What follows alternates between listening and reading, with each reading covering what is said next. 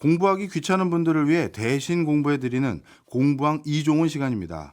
오늘도 이종훈 작가와 함께합니다. 어서 오세요. 안녕하세요.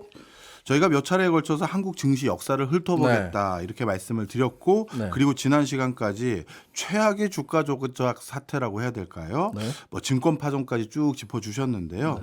이 최악의 주가 조작 사태 저는요 물론 이제 우리가 60년대까지를 최악이라고 보긴 하지만 사실 그 뒤에 증권 역사를 보면 계속 또 최악이 또 생기고 또 생기고 하는 것 같아요. 아니 최악이 계속 생기긴 합니다. 근데 이제 그 증권 파동, 60년대 증권 파동은 네. 소위 중앙정보부라는 국가기관과 그리고 주가 조작 세력이 결탁했다는 점에서 소위 최악이라는 타이틀이 붙어 있는 거고요. 네. 오늘 같은 경우에 이제 70년대 그리고 80년대 그리고 90년대 초반까지 이제 초중반까지의 한국 주식시장의 역사를 제가 말씀드리려고 하는데 네. 여기서도 어떻게 보면 그 주가 조작이라든지 주가 폭락이라든지 증시의 변동은 계속적으로 일어납니다. 네. 그런데 이제 70년대가 한국 증시의 또 하나의 굉장히 중요한 이정표를 세운 시대거든요. 왜요? 그 이유가 바로 강제 상장 조치가 단행됐던 시기다라고 보시면 됩니다. 1975년 6월 11일에 흑백 TV를 만들던 한 회사가 한국 주식시장에 138번째 상장 회사로 이름을 올리게 되는데요. 네. 액면가 100원이었던 이 회사는 성공적인 공모를 통해서 거래 첫날 가격 제한폭인 5%까지 상승하면서 1,050원을 기록하면서 마감을 했습니다. 네. 이 회사는 어디일까요? 당연히 삼성. 역시 1975년 6월 11일이라는 단어를 듣고 바로 아시는군요. 예. 네, 맞습니다. 이 회사는 지금 대한민국 증시의 대장주 삼성전자인데요. 참고로 이날 주가는 2024년 현재 그동안의 증자나 액면 분할을 고려한 수정 주가로 계산하면 56원 정도의 가치가 있어요. 네.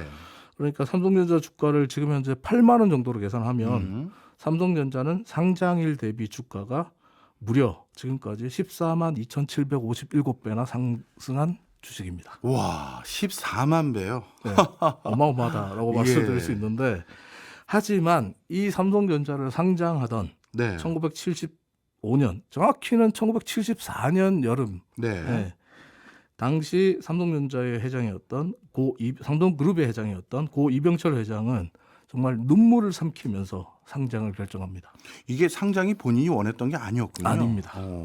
당시에 대한민국의 소위 대기업, 네. 재벌들은 상장은 내 회사를 남에게 주는 거라고 생각했어요.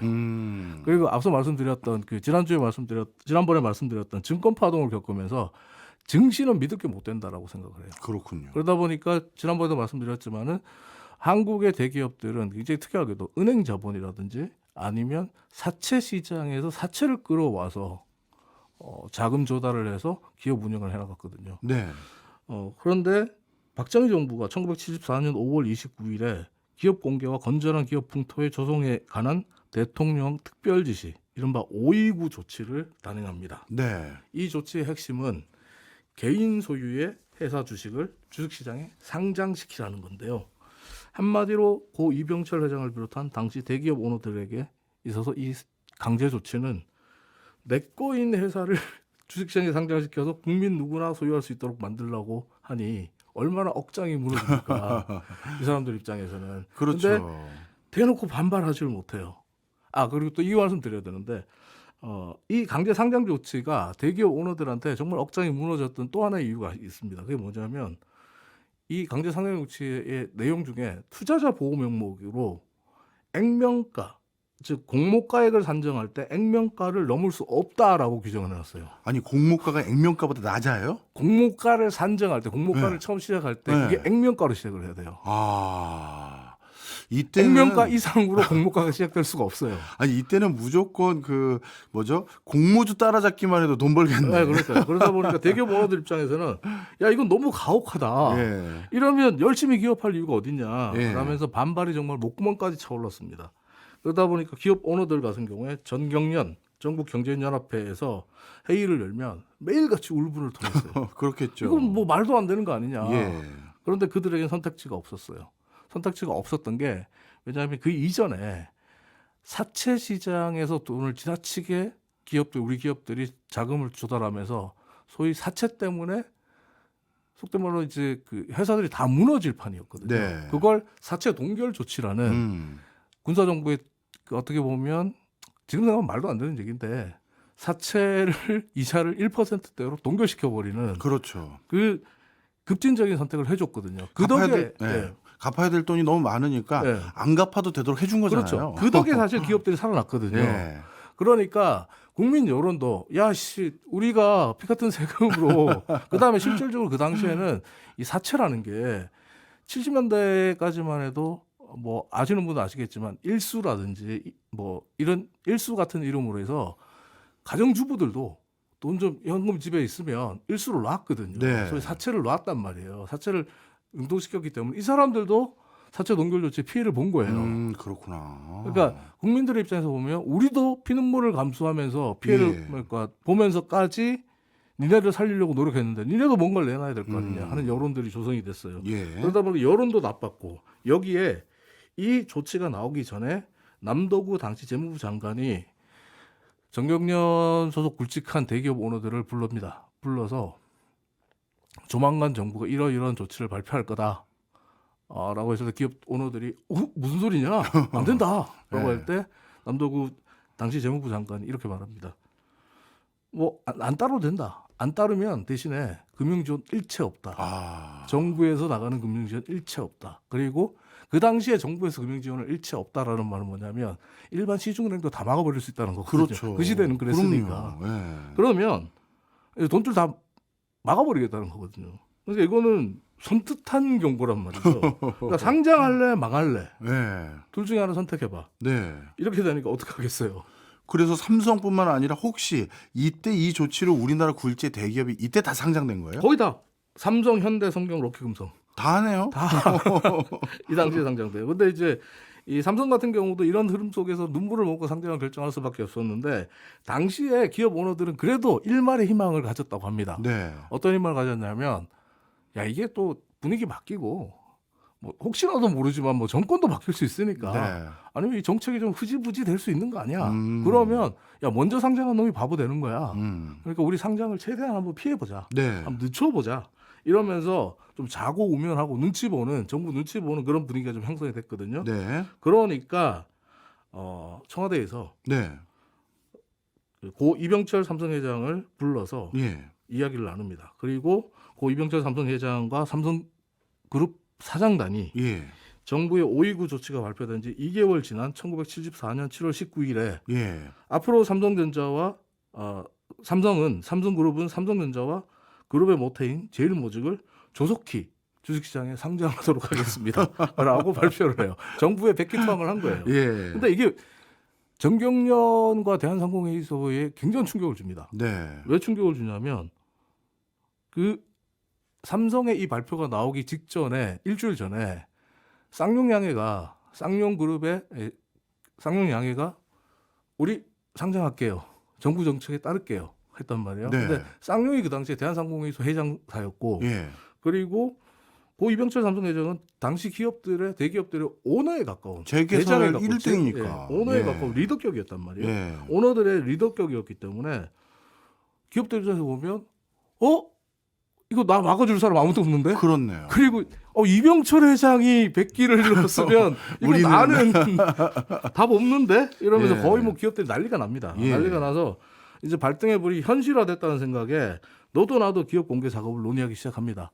그래도 야 조금 더 지켜보자 하는 분위기가 조금이라도 그러니까 나올까봐 정부가 아예 세기를 박아버립니다. 뭐라고요? 74년 8월 8일에 이른바 88 조치라고 불리는 예. 기업 공개 보안 시책을 발표하면서 기업들이 더 이상 자고 우면하지 못하도록 테러를 아예 막아버립니다. 안 하면 끝이다라는 네, 네. 의지를 보여준 거죠. 이 때문에 75년부터 3년 동안 앞서 말씀드린 대로 삼성그룹, 현대그룹, 성경그룹, 럭키금성 등의 대기업 계열사들을 포함한 300여 개 회사들이 주식시장에 상장이 됩니다. 재밌는 건요. 72년까지 한국 주식시장에 상장된 상장회사 숫자가 네. 66개밖에 안 돼요. 근데 75년부터 3년 동안 300여 개 회사가 상장이 됩니다. 이야. 그리고 이 300여 개 회사들이 사실 우리나라를 대표하는 좋은 회사들인 소위 거잖아요. 알짜들이죠. 알짜 중에 알짜들이죠. 예. 사실 기업 오너들 입장에서 보면 이 알짜 회사를 내 회사를 왜 내가 액면가에 예. 시장에 내놓아야 되냐. 게다가 지배 구조를 51% 이하로 낮춰야 되는데. 그러니까요. 그러면 싼 값에 주식을 다 대량으로 팔게 된다라고 생각을 하는 거예요. 그래서 손해 본다고 생각을 한 거죠. 그렇지만 어쨌든 정부 입장에서 보면 자본 시장을 증대시키고 확대시킬 필요가 있다라고 생각을 한 거예요. 네. 그리고 정부가 이 생각을 했던 또 하나의 이유가 뭐였냐면 이걸 강제 조치를 이렇게까지 밀어붙인 이유 중에 하나가 70년대 후반에 정부가 생각해왔고 고려해왔던 중공업 육성 정책 때문이에요. 네. 중공업을 하려면 돈이 엄청 많이 기업들이 드는데. 예. 더 이상 은행과 사채 시장에서 자금을 끌고 와서는 할 수가 없다라고 판단을 한 거예요. 그 돈 가지고는 중공업 못 네. 한다. 그러니까 더 큰 규모의 자본이 필요하고 더 큰 규모의 자본을 끌어올 수 있는 시장이 필요하다. 그러니까 주식시장에 상장을 해라. 사실 이렇게 설득을 했는데도 안 먹히니까. 네. 강제 조치를 한 거죠. 예, 기업들 입장에서 보면 그렇게 설득하지만 내 거 내놓을 바에 차라리 중공업 안 하고 말지. 뭐 이런 생각을 하니까 네. 결국 그 정부에서는 이런 강제 조치를 할 수밖에 없었는데 상장사가 이렇게 늘어나면서 네. 상장사가 78년에 356개까지 늘어나거든요. 예. 356개가 되면서 증시에 거래되는 거래 대금도 비약적으로 늘어나게 되는데 네. 1971년에 한국 증시 거래 대금이 409억 원이었어요. 예. 그랬던 게 73년에 1,632억 원이 되고요. 75년이 되면 6,936억 원이 됩니다. 네. 그리고 77년에 3조 115억 원이 됩니다. 이야. 굉장히 드라마틱하게 늘어나죠. 네. 갑자기 400억에서 3조 원대로 늘어나거든요. 그리고 이렇게 주식 거래 대금이 늘어나면서 주식에 투자하는 인구도 크게 늘어나기 시작하는데 76년에 처음으로 50만 명을 돌파하게 됩니다. 근데 재밌는 건 제가 자료를 이번에 공부하다 보니까 75년에 삼성전자가 상장했을 때 삼성전자보다 더 주목받은 상장사가 있더라고요. 어디예요? 그게 삼성전자보다 일주일 먼저 앞서 말씀드린 쌍용량에 쌍용량에. 그럴 수밖에 없죠. 네. 그 당시 쌍용그룹 설립자는 김성곤이라고 공화당 정책위 의장하신 분이고. 공화당 정책의장 그리고 대한항공회의소 상공회소 회장. 예. 그리고 아마 그 대통령하고도 동양 아니에요? 그렇죠. 그리고 국회에서도 굉장히 힘이 있는 그럼요. 인물이죠. 저 같아도 그거부터 사겠어요. 그래서 삼성전자도 큰 인기를 끌었지만 쌍용양해 때문에 흑백 TV 만드는 회사 네. 조금 상대적으로 조금 떨어지는 대우를 음. 받았다라고 얘기를 하더라고요. 그 재밌게 읽었던 기억이 나고요. 네. 뭐 어쨌든 이렇게 주식 투자 인구가 급격하게 늘어난 배경에는 5.19 강제 상장 조치에 따른 공모주의 힘이 절대적이었다 이렇게 볼 수 있는데 왜냐하면 액면가로 공모주를 정해야 되니까 신규 상장주들의 주가는 대부분 공모가보다 높게 형성되잖아요. 예. 공모주 청약만 해서 되기만 하면 네. 일단 상장될 때 상장가는 더 높아요. 왜냐면 액면가로 사니까 그러니까요. 받을 수 있으니까. 그리고 또 하나 무슨 조치가 있었냐면 이 강제 조치 안에는 시장 조성 의무라고 해서 예. 주가가 공모가 아래로 떨어지게 되면 예. 증권사가 최소 2개월에서 최장 6개월간 공모가를 유지할 수 있도록 해야 되는 의무를 강제합니다. 이야, 국가가 증시를 거의 정기 예적금 수준으로 안전판을 그러니까 만들어 놨네요. 기업의 공모주에 청약을 하면 예. 액면가에 살 수가 살 있고 수가 있고. 그리고 이게 공모가로 올라가게 되면 실질적으로 상장이 되면 이미 수익이 난 상태잖아요. 그렇죠. 수익이 난 상태인데 이 수익 난 거를 공모가보다 떨어지게 되면 증권사가 자금을 6개월까지? 투여해서 6개월까지 받쳐주니까 허허허. 이거는 그야말로 땅 짓고 헤엄치는 거. 그렇네요. 돈 넣고 돈 먹기다. 네. 저위험 고수익 투자의 대표적인 상품이었거든요. 저위험 고수익 투자. 저위험이죠. 원래 저위험이면 위험이 없어요. 이건 그러니까요. 거의 원래 저위험이면 저수익이어야 되는데 저위험 고수익이니까. 로리스크 하이리턴. 하이스턴. 말이 안 되는 건데 어쨌든 이 말이 안 되는 구조를 정부가 강제적으로 시행하게 했단 말이에요. 그러니까 어떻게 되겠어요? 공모주 청약이 있는 날이면 개인 투자자들이 정말 구름처럼 증권사로 몰려듭니다. 공모주 청약 받으려고.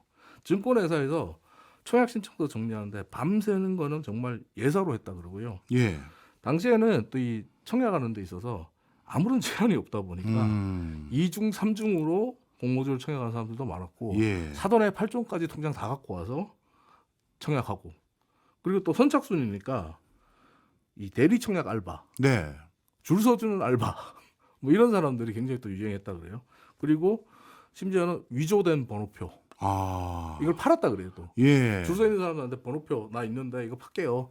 얼마 하고 파는 그런 일까지 비일비재했고 정말 구름 같은 인파들이 증권사에 맨날 매일같이 모여들면서 증권사에는 이 쌀가마니가 이렇게 계속 쌓여 있었대요. 네. 그 쌀가마니에는 뭐가 있었냐면 청약자들이 맡겨놓은 막도장. 아. 막도장을 쌀가마니에 넣어놓고. 다 넣어도 부족해서 또 옆에 놓고. 이야.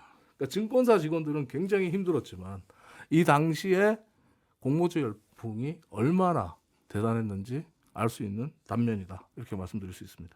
사실 국민들이 이렇게 공모주에 적극적으로 뛰어들 수 있었던 배경 중에 하나가 이게 뭐 돈이 있어야 또 뭐 그거라도 할 거 아니에요? 이 당시 중동 특수가 있었던 거잖아요. 그렇죠. 돈이 소위 국내로 유입되기 시작했죠. 그렇죠. 이런 공모주 열풍과 더불어서 70년대 중반 한국 주식시장을 뜨겁게 달군 게 또 건설주 열풍이 있거든요. 그렇겠네요. 예전에 제가 중동 건설붐 그리고 사우디아라비아는 중동에 파견된 우리 근로자들 이야기할 때 말씀드린 것처럼 1973년에 1차 오일 쇼크로 한국 경제가 굉장히 힘들어했어요. 네. 그리고 이 돌파구로 오일머니를 쓸어 담고 있던 중동 산유국의 건설 사업에 눈길을 주는 거였습니다. 네. 그래서 1975년부터 국내 증시에서 건설주들이 조금씩 들썩거리기 시작했다고 해요. 여기에 1976년에 정부가 직접 나서서 중동에 진출하는 기업들에게 각종 혜택을 제공하겠다. 총력을 다해 지원하겠다. 이런 의지와 정책들을 연이어 발표합니다. 네. 어떻게 됐겠어요? 당연히 건설주가 막 팍팍 올랐을 것 건설주에 같은데요. 불이 붙죠. 예. 그리고 실제로 이때 이제 1976년 1월에 그 국내 포항 앞바다에서 예. 석유 나왔다라는 이야기 들어본 적 있죠. 그 대통령이 그거 발표했거든요. 박정희 그렇죠. 대통령이. 예. 너무 반가워서 예. 확인도 제대로 안 네. 하고. 온 국민이 그때 한호하고 우리도 사우디아라비아 쓰면 되는 거야. 네. 야 산유국들은 세금 안 내도 국가에서 돈을 준대. 뭐 이러면서 다 들떠 있었단 말이에요. 근데 이게 뭐 아니라는 게 밝혀지면서 국민들이 되게 실망했잖아요. 네. 실망했는데 정말 벼락부자가 될 꿈을 꾸다가 실망했는데 주식시장에서 건설주가 들썩들썩거리고 막 불이 붙어요. 사람들의 눈길이 건설주로 갑니다. 그러면서 75년부터 불붙기 시작한 건설주 붐이 어느 정도였냐면 우리나라 증권시장 역사상 단일 업종으로 가장 큰 폭등 이야. 대기록이 세웁니다. 어떻게 됐어요? 75년 1월 4일에 예. 건설업종 지수가 7.65포인트였거든요. 예. 7.65포인트였던 건설업종 지수가 78년 6월 24일에 409.91포인트까지 올라갑니다. 무려 53배가 올라갑니다. 야, 불과 이거 한 3년 반 3년 만에. 반 만에 53배가 올라요. 이야. 이것도 업종 지수예요. 예. 업종 지수가 단일 주가가 이렇게 단일 기업의 주가가 오른 53배가 올라도 대단한 일인데 업종 지수가 이렇게 뛰었단 말이에요. 이거 완전 비트코인이네요. 이렇게 볼 수 있겠네요. 네. 어쨌든 이 기간 동안에 당시에 건설주 빅3였던 기업이 동아건설산업 그리고 대림산업이었는데 이 동아건설산업과 대림산업의 주가를 보면 예. 75년에 주당 500원 이하로 거래됐던 동아건설산업이 건설주 붐이 일었던 같은 기간 동안에 7,000원대로 주가가 올라갑니다. 7,000원대에서 거래가 되고 그리고 대림산업은 1976년 2월에 주식시장에 상장되는데 공모가 1,500원에 상장됐거든요. 네. 근데 대림산업이 이 기간 동안에 9,000원에 거래됩니다. 네. 그리고 사망기업이라고 있는데 이 사망기업은 4,000원에서 8만 원으로 네. 뛰어옵니다. 이야. 어마어마한 특수였네요. 70년대 이렇게 중동으로부터 돈 벌어와서 투자할 자금 생겼고 또 그 과정에서 투자 매력도가 높아진 우리 증시가 이렇게 화랑이 붙었으니 네. 자연스럽게 많은 사람들이 증시에 몰릴 수밖에 없고 이때가 어떻게 보면 우리나라 증시의 본격적인 뭐랄까 부흥기 이렇게 봐야겠네요. 본격적인 붐이 불었던 주식 붐이 불었던 시기라고 봅니다. 예전에 알겠습니다. 말씀드린 50년대 60년대 같은 경우는 사실 책동전이라고 해서 일부 세력들이 붐을 일으켰다면 이번엔 국민적인 붐이 분 거죠. 제가 이번에 그 70년대 중후반에 이 건설주 붐 상황들을 들여다보면서 예. 야 어쩜 이렇게 지금과 똑같지? 이런 그러니까요. 생각을 했어요. 네. 똑같이 생각했던 게 뭐냐면 이 당시에 기업의 주가가 건설회사 주가가 어떤 식으로 점프하냐면 어떤 건설회사 중역이 중동 출장을 잡았대라는 루머가 퍼지면 주가가 폭등합니다. 예. 간답니다. 폭등. 출국했답니다. 폭등. 예. 그리고 어떤 기업은 건설과 아무 상관없는 기업이에요. 근데 정관 변경을 합니다. 예. 그리고 주총을 열어가지고 신규 사업 해외 건설 딱 문구 하나 박아요. 그러면 폭등. 이거 마치 작년 2차 전지 붐 때 그렇죠. 뭐 너도 나도 신규 사업으로 그러니까 2차 전지 집어넣으니까 네. 폭등했잖아요. 뭐 이게 뭐 작년 2차 전지 때만인가요? 우리 90년대 후반에 IT 붐 때도 그렇죠. 마찬가지고. 그러니까 90년대 후반 2000년 초반에도 마찬가지였고 사실은 어떤 국내 시장의 테마주가 형성이 되면 이런 식의 묻지마 투자 그리고 이런 묻지마 투자를 조장하기 위해서 정관의 뭐 신규 사업으로 그 해당 테마를 집어넣는다든지 아니면은 뭐 루머가 주가를 끌어올린다든지 이런 일들이 이 당시에 70년대 후반에도 75년부터 78년까지도 행행했던 거예요. 이때가 어떻게 보면 시작일 수 있어요. 갑자기 궁금합니다. 네. 지금이야 사실 이런 것들이 어떻게 보면 건전한 투자 문화를 저해하고 네. 그리고 이 과정에서 많은 큰 손실을 보는 개인 투자자도 생길 걸 뻔히 알지만 네. 이 시장 메커니즘에 정부가 인위적으로 개입하면 안 된다 이런 큰 네. 명제도 있으니까 그렇죠. 지금은 어떻게 보면 정부가 걱정하면서 뒤에서 수수방관하는데 이때는 분위기가 다른 정부였잖아요. 네. 이런 일들 생기고 나면 이제 정부가 적극적으로 나섰을 것 같은데. 근데 이때 당시에 정부도 사실 건설주에 대해서는 건드리지 이건 좀 않았어요? 아니다 이런 생각을 했어요. 어. 건설주만큼은 이건 명백한 가열이다. 야. 근데 이제 정부가 직접 나서지 않고 예. 증권사들에게 압력을 가합니다. 네. 1977년 2월에 증권사들의 연합체인 증권업협회가 회의를 주도하는데 이 당시 이제 1977년 당시를 보면 국내 주식시장의 거래 대금이 1조 3,500억 원이었어요. 네. 근데 1조 3,500억 원 중에 20%가 건설주에 들어가는 돈이었어요. 야. 건설주 거래 금액이 20%, 국내 주식시장이 20% 차지했어요. 예. 근데 이게 명백한 가열이고 폭탄 돌리기니까 증권업계에서 봤을 때도 이건 아니다라고 한 거예요. 그래서 증권사들이 당시에 이 포스트 매매라고 지난번에 설명드렸죠. 네. 그러니까 포스트 이게 칠판 같은 큰 걸 만들어가지고 거기에 처음에는 분필로 쓰다가 나중에는 숫자 달린 자석을 네. 딱딱 붙여서 호가 주가를 이제 표시하는 그런 상황이었는데 이런 건설주 전체를 이 일반 포스트에서 다 빼버립니다. 그리고 옆에 새로운 포스트를 만들어서 네. 특별 포스트라고 해서 거기 건설주를 다 집어넣어요. 아. 그러면서 이 특별 포스트에 들어간 종목은 예. 미수와 신용 거래를 할 수 없습니다라고 발표를 해버립니다. 그렇군요. 그러니까 지금으로 치면 이 특별 포스트에 들어간 종목이 투자 주의 종목, 투자 경고 종목이에요. 관리 종목이네. 쉽게 얘기해서. 아니죠. 예. 관리 종목은 좀 다르죠. 아니 아예 과열되는 걸 막은 거니까. 가열 막기 위해서 예, 예. 투자 주의, 투자 경고 종목이다. 네. 이렇게 보시면 되는데 지금도 뭐 투자 경고가 되면 미수 신용이 불가능하잖아요. 네.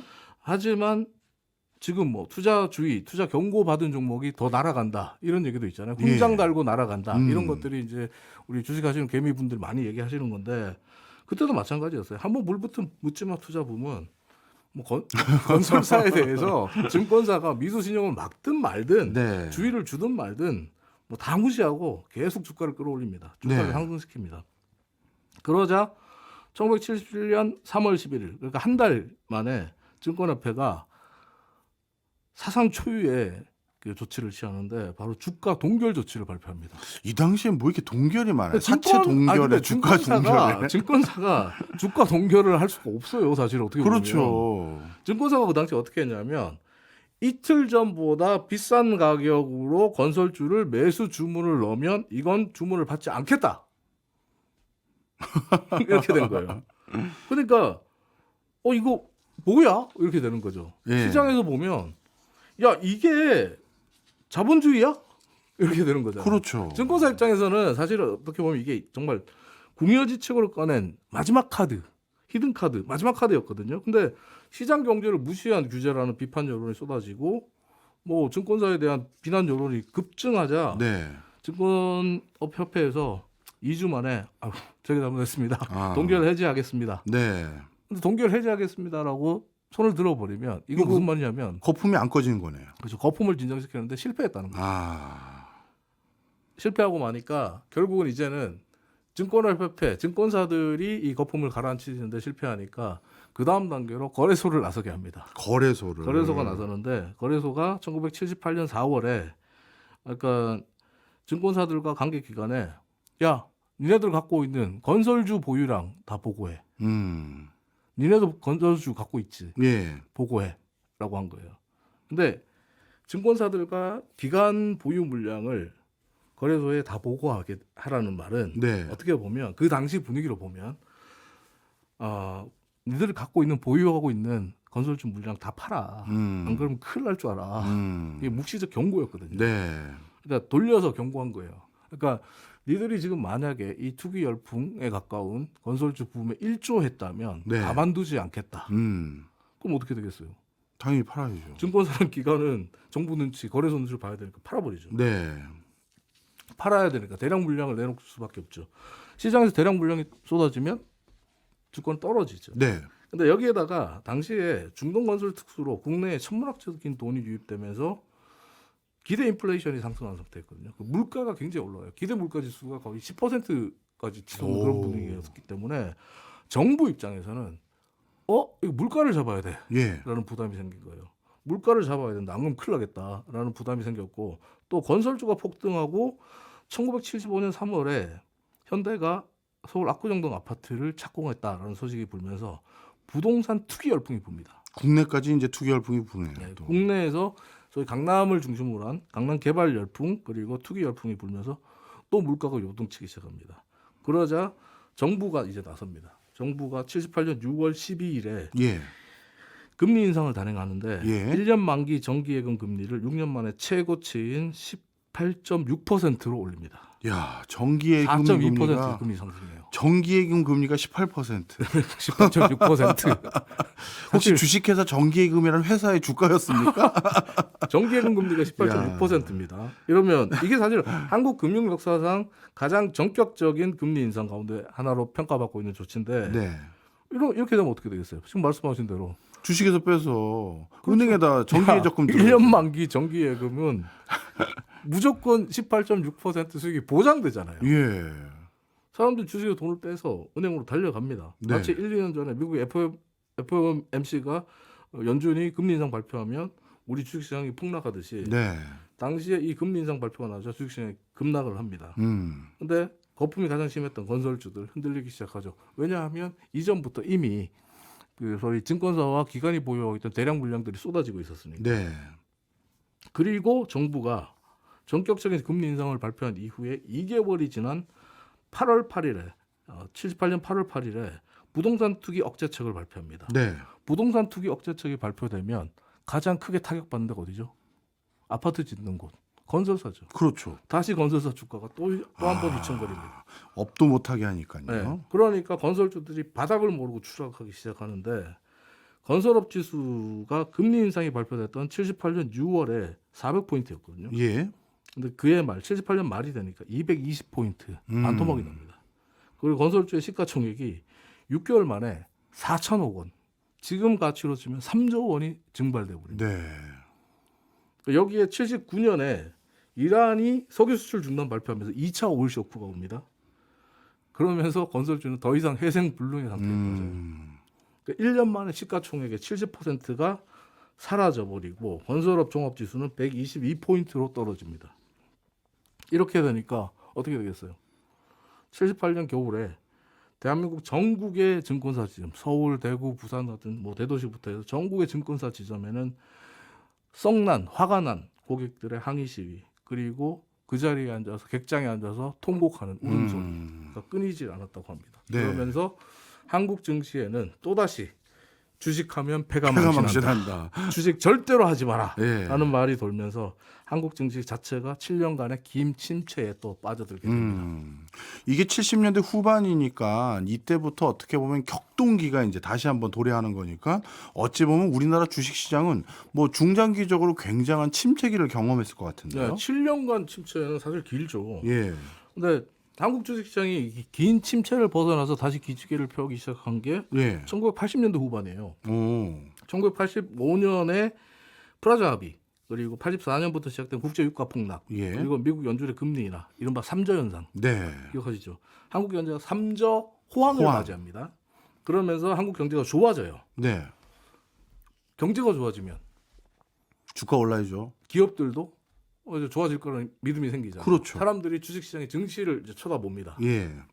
쳐다보기 시작하는데 기업들이 이때를 놓칠세라. 앞다투어 새로운 주식을 찍어서 일판에 공부합니다. 예. 1985년에 42개였던 상장 기업 숫자가 1988년이 되면 500개를 돌파하고요. 예. 당시 기업들이 얼마나 많은 신규주를 찍어냈냐를 보여주는 수치는 유상증자 금액을 보면 되는데 네. 유상증자 금액이 85년부터 88년까지 같은 기간에 2,590억 원에서 6조 7,210억 원으로 26배 증가합니다. 네. 유상증자 금액이 26배, 3년 만에 26배 올라가는 이게 정상이 아니죠, 사실. 네. 1989년이 되니까 11조 1,245억 원으로 사상 처음으로 10조 원을 넘어섭니다.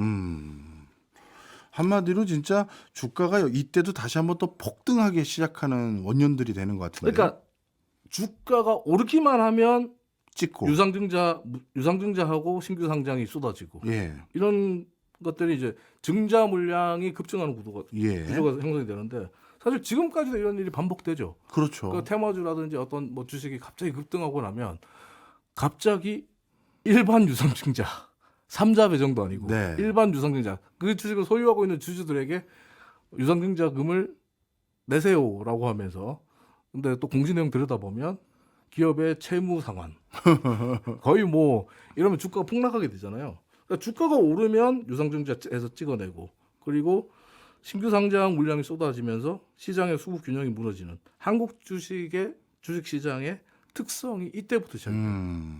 80년대 중반, 85년 이후부터 88년까지 이런 현상이 급증했다라고 보시면 되고요. 네. 정부도 증시 하락의 찬스를 또 놓치지 않으려고 합니다. 네. 이 노태우 전 대통령이 1987년 12월 대선에서 승리했잖아요. 근데 대선 공약이 중위계층 이하 국민들을 대상으로 하는 국민주 개발 보급 계획이었거든요. 아, 이거를, 국민주. 이걸 또 발표를 합니다. 네. 그래서 이 대선 공약에 따라서 88년 4월에 포스코, 포항제철, 당시 네. 포항제철, 포스코를 시작으로 다음 해인 89년에 한국전력의 기업 예. 공개가 이루어집니다. 국민주 보고에 힘입어서 주식 거래 인구가 85년에 77만 명에서 예. 89년에 얼마까지 늘어나게요? 얼마까지 늘었어요? 전체 우리나라 인구의 절반에 가까운 1,900만 명으로 증가합니다. 이야, 이게 어찌 보면은 오늘날의 주식 거래 인구보다 더 많은 숫자라고 봐야겠네요. 85년에 77만 명이었어요. 그러니까요. 근데 4년 지난 89년에 1,900만 명이 돼요. 야. 한마디로 국민주 붐이 분 거예요. 예. 국민주 붐이 불었는데 이 당시에 포항제철, 한국전력 어떻게 보면 정부가 국민주라는 이름으로 막 보증하는 느낌이 들었거든요. 그렇죠. 70년대의 공모주 열풍처럼 예. 뭔가 사두기만 하면 오를 것 같아. 음. 주식은 사두면 오른다. 이런 믿음이 생기기 시작합니다. 예. 그러니까 사람들이 어떻게 되겠어요? 너도 나도 국민주 사려고 뛰어드는 거죠. 그리고 네. 주식을 사려고 증권가로 몰려갑니다. 그러니까 주식시장에 돈이 계속 들어오죠. 네. 기업들 입장에서 아까 말씀드렸잖아요. 유상증자가 26배, 3년, 4년 만에 26배라 오를 수 있었던 게 금액이 오를 수 있었던 게 찍어내면 다 사줬어요. 예. 그러니까 대량으로 신주 물량이 쏟아지는데도 불구하고 이게 시장에서 다 소화가 됐거든요. 그리고 여기에 이 열풍의 배경에는 증권사가 있습니다. 네. 증권사가 아예 신이 납니다. 증시에 막 사람들이 몰려오니까. 그러면서 이때부터 경쟁적으로 대출해 준 거예요. 대출과 융자 서비스를 내놨습니다. 그러니까 보유 현금의 2~3배까지 주식을 살 수 있습니다. 네. 사세요라고 부추깁니다. 이 시기 증권사의 유일한 고민은 딱 하나밖에 없었대요. 뭐예요? 미아 찾기. 증권사 객장에 워낙 사람이 많이 오니까 근데 애 데리고 오는 엄마들도 많았다는 거예요. 네. 그러다 보니까 증권사 객장에서 매일같이 미아가 발생했대요. 그래서 뭐 4살 미아를 찾습니다. 뭐 어디에서 온 분, 누구시 뭐 아이가 기다립니다. 어디로 오세요. 이 방송만 했다는 거예요. 그러니까 그만큼 증권사 객장에 사람들이 구름처럼 몰려들었다고 볼 수 있는데 네. 그럼 어떻게 되겠습니까? 코스피 지수 올라야죠. 오르죠. 1989년 3월 31일 대망의 1000선을 돌파합니다. 천선. 네, 그리고 1985년 코스피 지수가 139포인트였거든요. 야, 4년 만에 4년 이게 만에 1000. 뭐 4배 이상 올랐네요. 네. 5배 이상 올랐네. 5배 그리고 이상. 주가의 수준을 와. 나타내는 주가 수익 비율, 즉 퍼 역시 네. 6배에서 14, 14배로 뛰어오르게 됩니다. 네. 하지만 지금도 마찬가지지만 주식 공급 확대와 레버리지 투자 증가. 이건 뭐죠? 버블이죠. 네. 버블의 확대. 버블의 확대의 끝은 뭐죠? 버블의 붕괴. 붕괴죠. 이 구조로 나아갈 수밖에 없는 게 누가 봐도 뻔했어요. 네. 근데 이제 문제는 국민의 절반이 빚을 내서 고가에 매입한 주식을 이제 누가 사줄 거며 또 누가 이 주가를 떠받쳐 줄 거냐 이 문제가 남아 있었어요. 그렇네요. 사실 국가에서 국민들에게 어떻게 보면 등 떠밀어서 네. 국민주 주식 사세요 해놨는데 네. 그게 폭락하면 또 민심이 그렇죠. 이게 소위 말하는 폭탄 돌리기죠. 예. 근데 폭탄 돌리기의 끝은 1989년 4월과 함께 시작됩니다. 네. 1989년 3월 31일에 대망의 천선을 찍었는데 코스피 네. 지수가 4월 1일에 코스피 지수 1007까지 올라갑니다. 네. 이걸 고점으로 코스피 지수가 하락하기 시작했고 1년 반 만인 90년 9월 17일에 566포인트로 마감합니다. 반토막 43% 하락이에요. 증권사들이 네. 여기에 빚을 내서 주식을 사라고 투자자들에게 계속 권유했잖아요. 예. 이게 폭탄 돌리가 끝나면 이건 악성 매물이 돼요. 그렇겠죠. 소위 개인 투자자들의 악성 매물이 끊임없이 쏟아집니다. 왜? 신용과 융자 서비스 판매 열을 올리던 증권사들이 언제 그랬냐는 듯이 손바닥 뒤집듯이 얼굴을 바꾸고 반대 매매 팔을 걷어붙입니다. 네. 개인 투자자들의 계좌는 다 깡통 계좌가 되는 거예요. 근데 반대 매매는 또 투매를 불러오죠. 반대 매매로 인해서 주가가 폭락하게 되면 놀란 사람들이 또 던지니까 투매가 투매를 부르고 반대 매매가 투매를 부르고 그 반대 매매로 인한 투매 때문에 또 다시 반대 매매가 그렇죠. 발생해요. 이게 완전히 반대 매매의 악순환, 깡통 계좌를 양산하는 악순환 구조에 빠져버리게 되거든요. 한국 네. 주식 시장이. 그러니까 국민주를 산 개인 투자자들이 이제 이쯤 되니까 분노하기 시작합니다. 네. 정부에 매일같이 항의합니다. 그리고 눈물을 쏟아냅니다. 예. 그러니까 정부 입장에서도 이건 안 되겠다 싶은 거죠. 그래서 재무부가 1989년 12월 12일에 이른바 12.12 조치를 발표하는데 네. 이게 뭐냐면 한국은행의 발권력을 동원해서라도 증시를 안정시킬 테니 걱정하지 마시라. 한국은행에서요.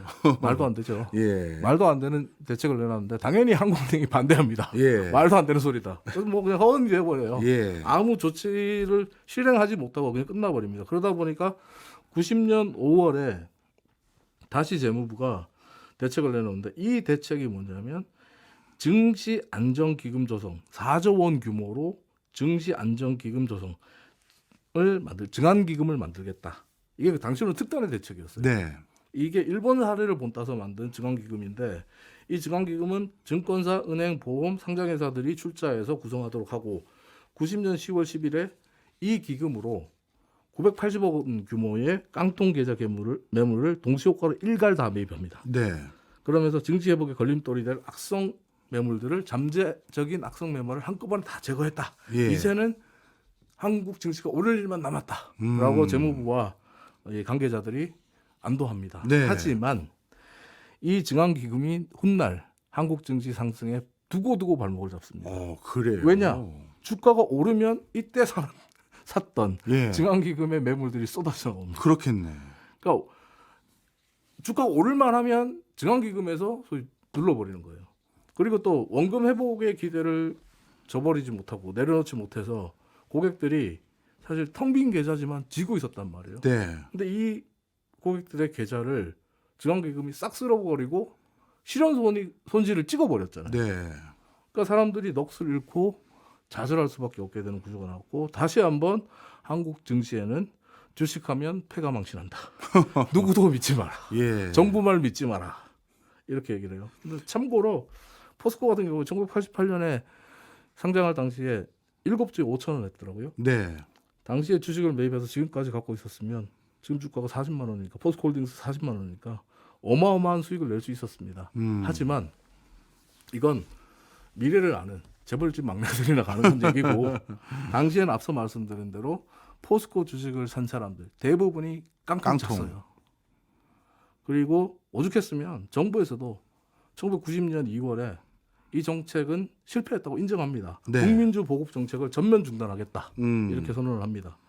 한마디로 국민주 보급 정책은 80년대 후반 한국 증시에 소위 개미 군단을 양산하고 정말 전 국민의 절반 이상이 주식시장에 뛰어들게 만드는 효과를 가져왔지만 네. 그 대부분의 개미들을 눈물 흘리게 했고 좌절케 했던 실패작이었습니다. 네.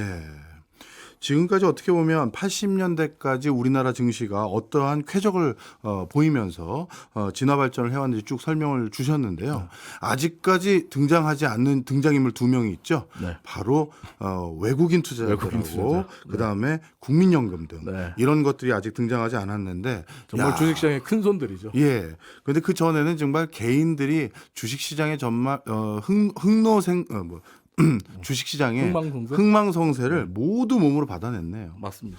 알겠습니다. 그럼 다음번 나오실 때도 이제 이 뒤에 이어서 해주시는 거죠? 네, 다음번에는 이제 외국인이 이제 국내 증시에 처음 등장하고 어떤 변화가 생겼는지 또 너무너무 잘 아시는 97년 말 IMF 국가부도 사태가 발생한 이후에 한국 증시가 어떻게 무너졌고 붕괴됐고 또 이후에 어떻게 되살아났는지 뭐 이런 얘기들을 중심으로 최근까지 흐름들을 짚어보도록 하겠습니다. 알겠습니다. 지금까지 이종훈 작가였습니다. 고맙습니다. 감사합니다.